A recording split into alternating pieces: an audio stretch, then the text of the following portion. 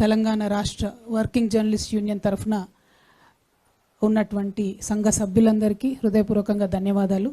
అన్న విరాట్ అలీ గారికి, రామనారాయణ అన్న గారికి, వేదిక మీద ఉన్న మోడరేటర్గా వ్యవహరిస్తున్నటువంటి సుధాకర్ రెడ్డి అన్న గారికి, అదేవిధంగా ముందున్నటువంటి సీనియర్ జర్నలిస్ట్ గారు అన్న అమరన్న గారికి, అక్కడో ఇక్కడో కనపడుతున్నటువంటి మా లేడీ జర్నలిస్టులకు, మిగతా మిత్రులందరూ కూడా హృదయపూర్వకంగా నమస్కారాలు. జై తెలంగాణ.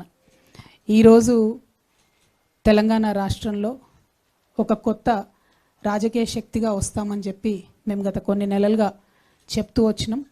దానికి అన్ని రకాలైనటువంటి సాంకేతికపరమైనటువంటి చిక్కులు దాటుకుంటూ తెలంగాణ రక్షణ సేన పేరుతోని తెలంగాణ జాగృతి సంస్థను నడిపినటువంటి మేమందరం కూడా తెలంగాణ రక్షణ సేన అనే ఒక పొలిటికల్ ప్లాట్ఫామ్తోని తెలంగాణ ప్రజల ముందుకు రావడం జరిగింది.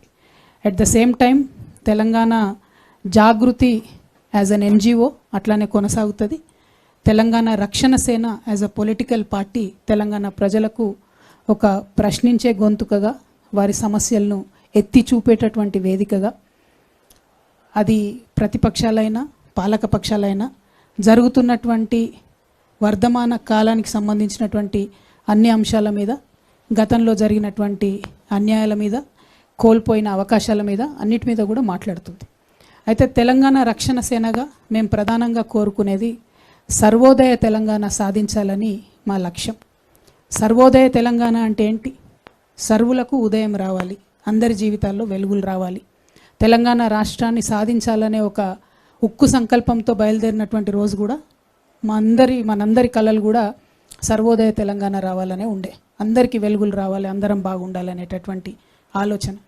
మరి సర్వోదయ తెలంగాణ సాధించాలంటే తెలంగాణ రక్షణ సేన ఎట్లా సాధిస్తుంది? దానికి టూల్, దానికి ఒక మార్గం, దానికి ఏంటిది వే అంటే మేము ఒక 5 అంశాలను ప్రాధాన్యత అంశాలుగా ఎన్నుకున్నాం.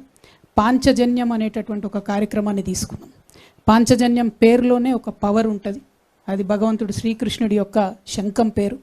ఆయన ఎప్పుడైతే అధర్మం పైన యుద్ధం చేయాలనుకున్నాడో ఆ సందర్భంలో యుద్ధ బేరి మోగించడానికి వాడినటువంటి శంఖం. కాబట్టి ఇవాళ తెలంగాణ రాష్ట్రంలో ఉండేటటువంటి అనేక పరిస్థితుల మీద మేము ఒక యుద్ధ బేరి మోగించి ముందుకెళ్ళి ప్రజల పక్షాన నిలబడి ప్రజల కోసం పనిచేయాలనుకుంటున్నాం. కాబట్టి పాంచజన్యం అనేటటువంటి పేరుతోని 5 ప్రాధాన్యత అంశాలను ఎంచుకొని ఇవాళ ప్రతిపక్షంలో ఉన్నాం కాబట్టి పాలక పక్షాన్ని 5 అంశాల మీద ప్రశ్నిస్తూ ఉంటాం.